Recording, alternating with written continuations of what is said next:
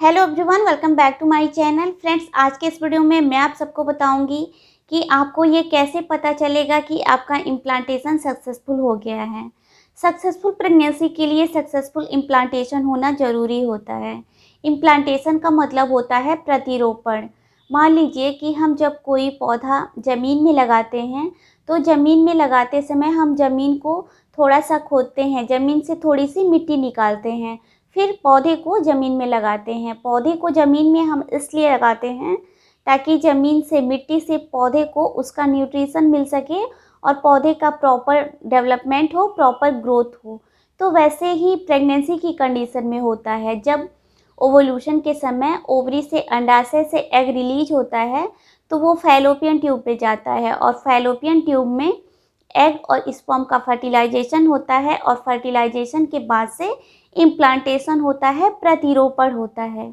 तो ये इम्प्लांटेशन किस जगह होता है, इम्प्लांटेशन की सही जगह क्या होती है, आपके पीरियड्स के कितने दिन के बाद से इम्प्लांटेशन होता है, और इसके अलावा इम्प्लांटेशन के क्या साइन और सिम्टम्स होते हैं। अगर इन साइन और सिम्टम्स को आप अपनी बॉडी में नोटिस नहीं कर पाते हैं या फिर ये साइन और सिम्टम आपको नहीं आते हैं, तो फिर आपको ये कैसे पता चलेगा कि आपका इम्प्लांटेशन सक्सेसफुल हो गया है। तो फ्रेंड्स, आज के इस वीडियो में हम यही जानेंगे कि अगर आपको साइन एंड सिम्टम्स नहीं आते हैं इम्प्लांटेशन के, तो आपकी इम्प्लांटेशन सक्सेसफुल हो गई है, ये आपको कैसे पता चलेगा। तो फ्रेंड्स, वीडियो बहुत ज़्यादा इन्फॉर्मेटिव है, वीडियो को कंप्लीट देखिएगा जिससे कि आपको सक्सेसफुल इम्प्लांटेशन की पूरी जानकारी मिल सके। और अगर आपको ये वीडियो इन्फॉर्मेटिव लगेगा तो वीडियो को लाइक करिएगा, शेयर करिएगा और चैनल को सब्सक्राइब करिएगा। तो चलिए वीडियो को शुरू करते हैं। तो सबसे पहले मैं आप सबको बता दूं कि इम्प्लांटेशन को समझने के लिए आप सबको ओवल्यूशन को समझना होगा और फर्टिलाइजेशन को समझना होगा। तो यहाँ पे मैं बहुत ही शॉर्ट में आप सबको ओवल्यूशन और फर्टिलाइजेशन के बारे में बता रही हूँ ताकि सब कुछ क्लियर समझ में आए। तो जब ओवल्यूशन होता है तो हमारे ओवरी से, हमारे अंडाशय से एग रिलीज होता है। फीमेल बॉडी में दो ओवरीज होती हैं, दो अंडाशय होता है जिसमें पहले से ही लाखों करोड़ों फॉलिकल्स होते हैं, वो मैच्योर होते हैं और ओवल्यूशन के टाइम पे जो सबसे मैच्योर एग होता है वो ओवल्यूशन के टाइम पे आपकी ओवरी से रिलीज होता है। तो ये अल्टरनेट मंथ्स करके ओवल्यूशन के टाइम पे एग रिलीज होता है। मान लीजिए कि आपका जनवरी में पीरियड्स के बाद से ओवल्यूशन हुआ है तो राइट ओवरी से एग रिलीज होगा और उसके बाद से फरवरी में आपके पीरियड्स के बाद से ओवल्यूशन जो होगा उसके बाद से लेफ्ट ओवरी से एग रिलीज होगा। तो ऐसे अल्टरनेट मंथ्स करके आपकी ओवरी से एग रिलीज होते हैं। ओवल्यूशन के टाइम जब ओवरी से एग रिलीज होता है, अंडाशय से अंडा फूटता है, तो इस प्रोसेस को कहते हैं ओवल्यूशन। और जिस दिन ये प्रोसेस होता है उस दिन को कहते हैं ओवल्यूशन डे। तो अगर आप अपने ओवल्यूशन के समय, ओवल्यूशन डे के दिन अपने पार्टनर से फिजिकल रिलेशन बनाते हैं और उस समय जिस दिन ओवल्यूशन हुआ रहता है उस दिन अगर फैलोपियन ट्यूब में स्पर्म अवेलेबल रहता है तो एग और स्पर्म का फर्टिलाइजेशन हो जाता है, निषेचन हो जाता है। अगर आप अपने ओवल्यूशन के 2 से 3 दिन पहले भी अपने पार्टनर से फिजिकल रिलेशन बनाते हैं तो भी एग और स्पर्म का फर्टिलाइजेशन होता है, क्योंकि स्पर्म की जो लाइफ होती है वो 4 से 5 दिन की होती है और एग की लाइफ होती है वो 24 घंटे की होती है। तो अगर आप ओवल्यूशन के पहले भी रिलेशन बनाते हैं तो भी फर्टिलाइजेशन हो जाए। तो जब एग और स्पर्म फर्टिलाइज हो जाते हैं फैलोपियन ट्यूब में तो ये सेल्स डिवाइड होने लगते हैं और उसके बाद से एक सेल्स का बंडल बन जाता है, सेल्स का क्लस्टर बन जाता है जिसको कहते हैं ब्लास्टोसाइट। तो ब्लास्टोसाइट जो होता है वो एक तरह का एम्ब्रियो होता है, एक तरह का भ्रूण होता है। तो ये ब्लास्टोसाइट फैलोपियन ट्यूब से ट्रांसफ़र होके यूट्रस में आता है और यूट्रस की लाइनिंग के साथ जिसको कहते हैं एंडोमेट्रियम, तो एंडोमेट्रियम से इम्प्लांट हो जाता है और इम्प्लांट होने के बाद से वहाँ पे प्लेसेंटा डेवलप होने लगता है और प्लेसेंटा जो है वो एस्ट्रोजन, प्रोजेस्टेरॉन और प्रेगनेंसी हार्मोन जो होता है जिसको कहते हैं HCG, human chorionic gonadotropin hormone release करने लगता है और आपकी प्रेगनेंसी पॉजिटिव आ जाती है। तो ये इम्प्लांटेशन इसलिए होता है ताकि प्लेसेंटा जो है वो मदर के यूट्रस से अटैच हो जाता है और मदर की बॉडी से ब्लड के द्वारा बेबी को जो भी ऑक्सीजन, न्यूट्रिशन, ब्लड होता है वो सप्लाई होता है। तो इम्प्लांटेशन इसलिए होता है।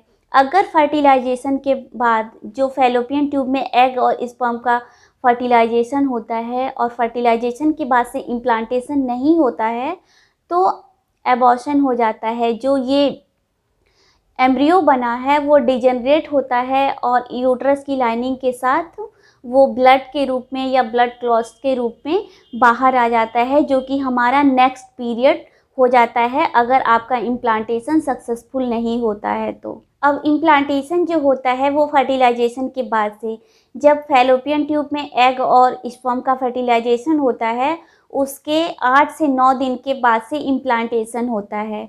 और अगर ओवुलेशन के बाद से देखें, यानी कि जिस दिन से आपका ओवुलेशन हुआ था, जिस दिन आपका एग ओवरी से रिलीज हुआ था, उसके बाद से अगर देखें कि इम्प्लांटेशन कब होता है तो ओवुलेशन के 6 से 12 दिन के बाद से इम्प्लांटेशन होता है। ओवुलेशन जो होता है वो हर महिला में, हर लड़की में अलग अलग दिन होता है। ये आपकी पीरियड साइकिल पे डिपेंड करता है कि आपकी पीरियड साइकिल कितने दिन की है। तो अगर आपको जानना है कि आपका पीरियड साइकिल के बाद से आपका ओवुलेशन कब होगा तो इस पे मैंने पहले से वीडियो बनाया हुआ है। अगर आप चाहें उसको देखना तो मैं उसका लिंक आई बटन में या फिर एंड स्क्रीन में लगा दूंगी, उसको आप चेक कर सकते हैं कि पीरियड्स के बाद से ओवुलेशन कब होता है। तो ओवुलेशन के 6 से 12 दिन के बाद से इम्प्लांटेशन होता है। ओवुलेशन के पहले जो भी स्टेजेज होते हैं, यानी कि जो एग का डेवलपमेंट होता है, जो फॉलिकुलर फेज होता है, वो तो हर महिला में अलग अलग होता है। लेकिन एक बार जब फर्टिलाइजेशन होता है एग और स्पर्म का, उसके बाद से जो भी प्रोसेस होते हैं वो हर महिला में सेम होते हैं। यानी कि फर्टिलाइजेशन के बाद से जो इम्प्लांटेशन का प्रोसेस होता है वो हर महिला में सेम डेज पर ही होता है। तो अब सवाल ये आता है कि आपको प्रेगनेंसी टेस्ट कब करना चाहिए, आपका प्रेगनेंसी पॉजिटिव कब आएगा। तो देखिए, जब आपका इम्प्लांटेशन हो जाएगा, इम्प्लांटेशन के बाद से प्लेसेंटा डेवलप होने लगेगा तो प्लेसेंटा एचसीजी हार्मोन रिलीज करने लगेगा। एचसीजी हार्मोन जो होता है वो, जैसे कि मैंने बताया कि ह्यूमन कोरियोनिक गोनेडोट्रोपिन जो होता है, जो प्रेगनेंसी के लिए रिस्पॉन्सिबल होता है। तो प्लेसेंटा जब प्रॉपर एचसीजी हार्मोन रिलीज करने लगेगा तो आप प्रेगनेंसी टेस्ट करेंगे, तब आपकी प्रेगनेंसी पॉजिटिव आएगी। तो अगर हम 28 दिन की पीरियड साइकिल का एग्जाम्पल लेकर चलें कि अगर आपकी पीरियड साइकिल 28 डेज़ की है, तो 28 डेज़ की अगर आपकी पीरियड साइकिल है तो आपका ओवुलेशन जो होगा वो आपके पीरियड से, यानी कि आपकी जिस दिन ब्लीडिंग स्टार्ट हुई है, जिस दिन आपका लास्ट पीरियड आया है, उस दिन के 14वें दिन आपका ओवुलेशन हुआ होगा। और ओवुलेशन के 6 दिन के बाद से आपका इम्प्लांटेशन हुआ होगा। तो 14 और 6 कितने हुए, 21, यानी कि जो आपकी लास्ट पीरियड थी, जिस दिन आपकी ब्लीडिंग लास्ट स्टार्ट हुई थी, उसके 21 दिन के बाद से आपका इम्प्लांटेशन होगा। लेकिन अगर आप अपनी पीरियड के 21 दिन बाद अगर तुरंत प्रेगनेंसी टेस्ट करेंगे तो प्रेगनेंसी होते हुए भी आपकी प्रेगनेंसी निगेटिव आ जाएगी, क्योंकि इम्प्लांटेशन के जस्ट बाद एचसीजी हार्मोन नहीं बनने लगता है।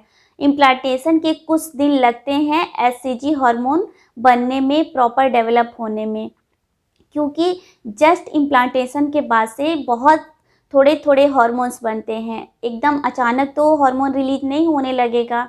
तो इम्प्लांटेशन के 5 से 6 दिन भी आपको रुकना पड़ सकता है।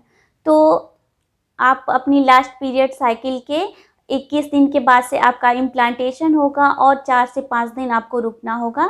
तो आपका जो पीरियड लास्ट आया था उसके 25 से 26 दिन के बाद अगर आप प्रेगनेंसी टेस्ट करेंगे तो प्रेगनेंसी टेस्ट पॉजिटिव आ जाएगा। कुछ लेडीज़ में इम्प्लांटेशन के समय स्पॉटिंग होती है, पेट के निचले हिस्से में पेन होता है, क्रैम्प होता है। तो कुछ महिलाएं ऐसी होती हैं जो इसको पीरियड समझ लेती हैं, पीरियड से कोरिलेट कर लेती हैं, क्योंकि ये जो इम्प्लांटेशन का प्रोसेस होता है, ये जो आपका नेक्स्ट पीरियड होता है उसी के आसपास ही होता है।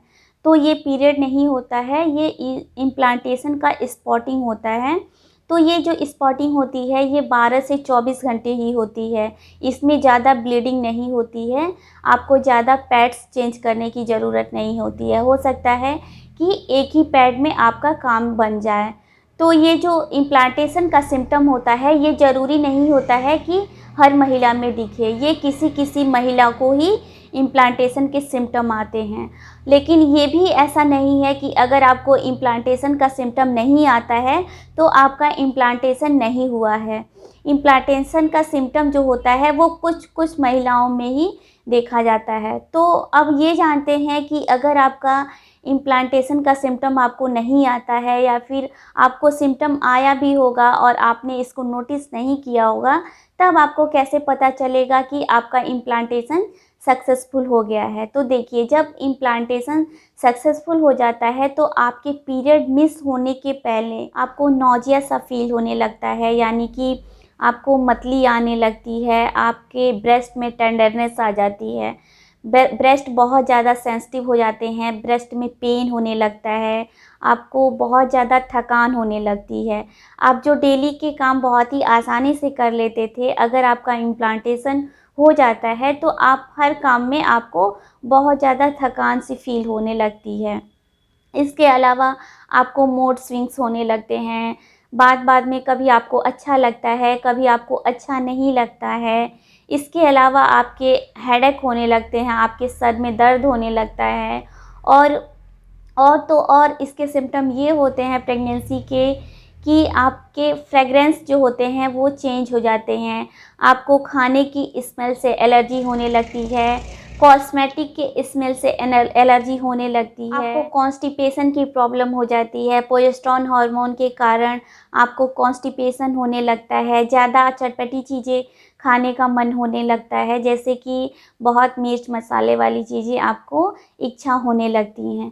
तो ये सारे सिम्टम होते हैं जो आपके पीरियड मिस होने से पहले ये इंडिकेट करते हैं कि आपका इम्प्लांटेशन जो है वो सक्सेसफुल हो गया है, आपकी प्रेगनेंसी कंसीव हो गई है। तो प्रेगनेंसी के लिए सबसे पहली चीज़ जो है वो ओव्यूलेशन होना चाहिए। ओव्यूलेशन के बाद से एग और स्पर्म का फर्टिलाइजेशन होना चाहिए, और अगर फर्टिलाइजेशन हो भी जाता है तो सक्सेसफुल इम्प्लांटेशन होना चाहिए। अगर सक्सेसफुल इम्प्लांटेशन नहीं होता है तो ये जो फर्टिलाइज्ड एग होता है वो यूट्रस की लाइनिंग के साथ डिजेनरेट होने लगता है, और ये ब्लड के रूप में या ब्लड क्लॉट्स के रूप में बाहर आने लगता है, जिसको हम कहते हैं पीरियड, जो कि हमारा अगला पीरियड होता है, हम प्रेगनेंसी कंसीव नहीं कर पाते हैं। तो फ्रेंड्स, आई होप कि अब आप इस वीडियो से ये जान गए होंगे कि इम्प्लांटेशन क्या होता है, इम्प्लांटेशन की सही जगह क्या होती है, सक्सेसफुल प्रेगनेंसी के लिए सक्सेसफुल इम्प्लांटेशन होना